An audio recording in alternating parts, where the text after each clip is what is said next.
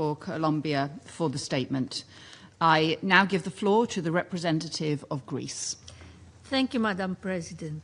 Allow me to warmly welcome you in your capacity as President of the Security Council and as Secretary of State for Foreign, Commonwealth and Development Affairs of the United Kingdom. We thank you for your presence here today, which underscores the importance of the situation in Sudan and sends a clear signal of the Council's engagement at this critical juncture for the Sudanese people. I also thank Under-Secretary General Rosemary DiCarlo and Ms. Adem Guasorno of OCHA for their comprehensive briefings, as well as the civil society representative Hala Al-Karib for her most powerful testimony. I also wish to express our full support for the United Kingdom's efforts to advance a Security Council press statement for Sudan. We believe that the Council should speak with one voice at the critical moment. Madam President, allow me to underline three key aspects. First, Greece strongly condemns the recent drone attack on World Food Programme contracted trucks in North Kordofan, which were delivering life-saving assistance to displaced families near Al Bayt, resulting in loss of life, injuries, and the destruction of essential supplies. We are equally alarmed by the earlier strike near a WFP facility in Blue Nile State. We note with grave concern that the very recent escalation of drone strikes, particularly as these attacks have resulted in civilian casualties, including children, compounding an already dire humanitarian situation. Attacks targeting humanitarian personnel and infrastructure are unacceptable and may constitute war crimes. All parties must ensure the safety of humanitarian workers, safeguard aid operations, and guarantee rapid, safe, and unhindered access across the country.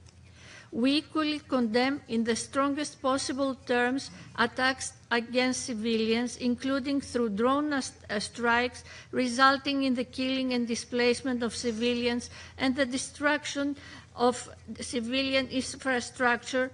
Perpetrators of atrocities against civilians in El Fasher must be held accountable. Second, the food security situation has reached catastrophic proportions. The expansion of famine-level conditions in additional localities with acute malnutrition rates approaching 53% in Umbaru and 34% in Kernoi signals the dramatic proportions of the crisis. Famine has already been confirmed in Zamzam, El Fasher, and Kadugli. In 2026, nearly 4.2 million children under 5 and pregnant or breastfeeding women are projected to suffer from acute malnutrition, including up to 800,000 children facing severe acute malnutrition, the deadliest form of hunger. With much of the health system collapsed due to conflict and insecurity, life-saving treatment remains out of reach for vast segments of the population.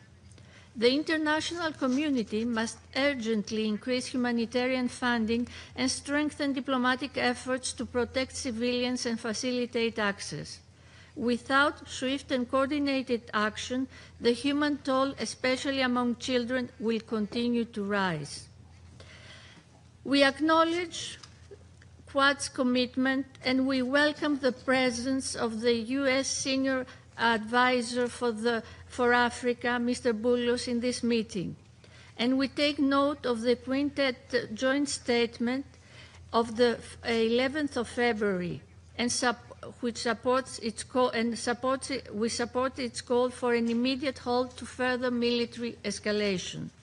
We express our strong support for the efforts of the Quintet to facilitate dialogue, advance a nationwide humanitarian truce, and promote a credible pathway toward a sustainable and inclusive political solution in Sudan.